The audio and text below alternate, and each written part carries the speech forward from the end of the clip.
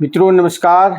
आज के सत्संग में महाराज बिंदु जी का एक पद ले रहे हैं।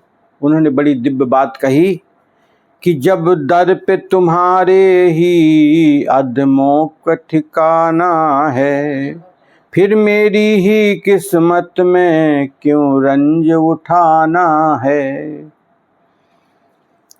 तारोगे तो तर लेंगे, छोड़ोगे तो बैठे हैं, दरबार से अब हरगिज उठ कर नहीं जाना है।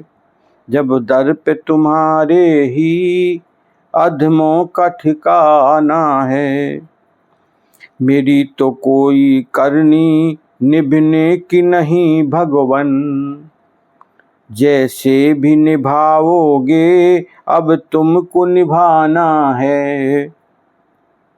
फरियादों के सुनने में है कौन सिवा तुमसे, जब तुम न सुनो मेरी फिर किसको सुनाना है।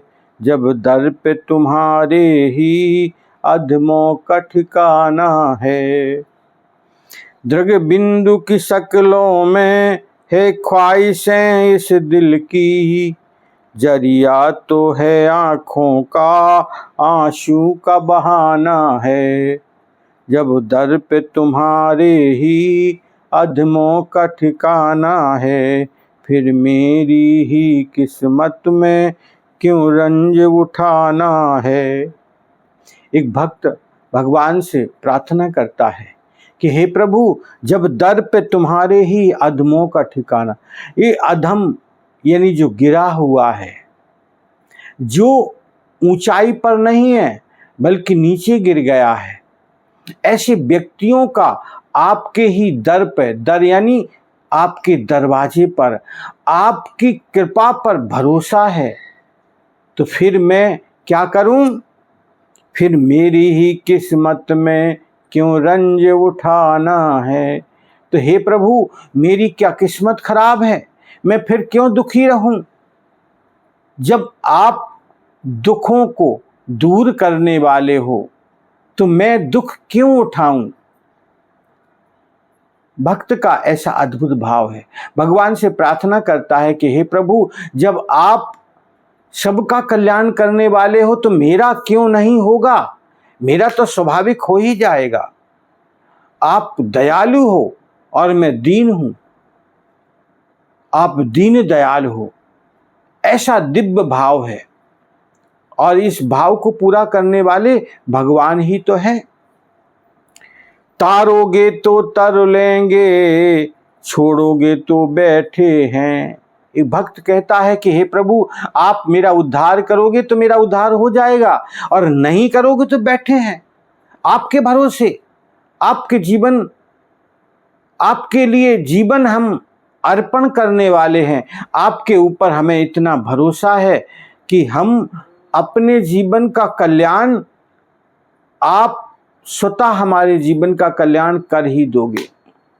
आपके ऊपर ऐसा हमारा श्रद्धा है, ऐसा हमारा भाव है।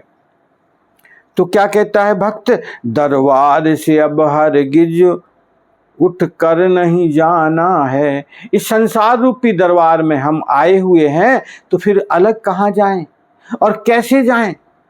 कोई दूसरा ठिकाना भी तो चाहिए ना जाने के लिए, कोई है ही नहीं। आप ही तो सर्वव्यापक सत्ता हो। आपको छोड़कर, तेरे दर को छोड़कर किस दर जाऊं मैं, सुनता मेरी कौन है जिसे सुनाऊं मैं। हे प्रभु, मैं आपको छोड़कर कैसे जाऊं और कहां जाऊं, कौन सुनता है हमारी। आप ही कृपा सिंधु हो। मेरी तो कोई करनी निभने को नहीं भगवन, मेरा कोई भी ऐसा सत्कर्म नहीं है जो ऊंचाई पर हो। कोई भी कर्म ऐसा नहीं है, सब मेरे कर्म अधम हैं। इसलिए हे प्रभु, आपको करना क्या है, जैसे भी निभाओगे अब तुमको निभाना है। जैसे भी मेरा कल्याण हो, बस आपको ही करना है प्रभु। आप ही मेरी इस भाव को पूरा करने वाले हो, आप ही कल्याण के दाता हो, आप ही कल्याण करोगे मेरे जीवन का।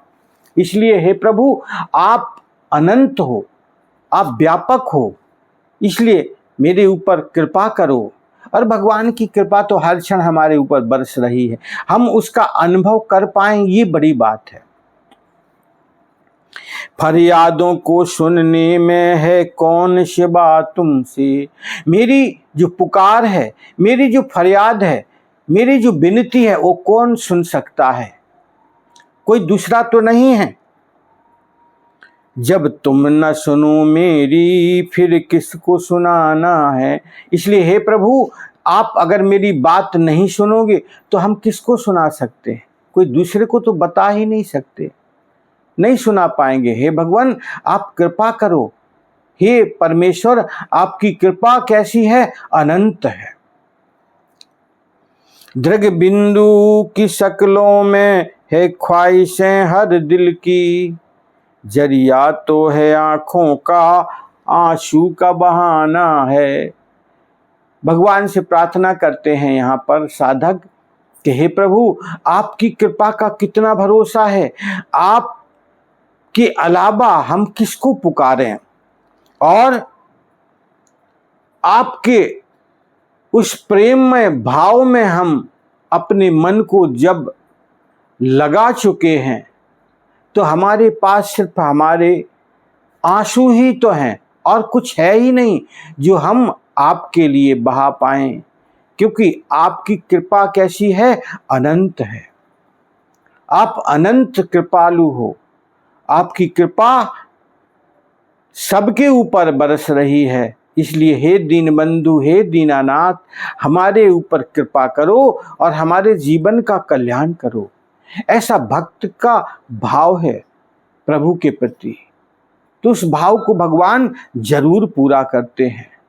मित्रों, इस बात की फिक्र हमें करनी है कि उस बात को हमारी भगवान तक पहुंच जाए। और जब प्रेममय भाव से कोई पुकारता है प्रभु को, तो वो पुकार जल्दी सुन लेते हैं। ऐसा स्वभाव है भगवान का। हरि ओम तत्सत।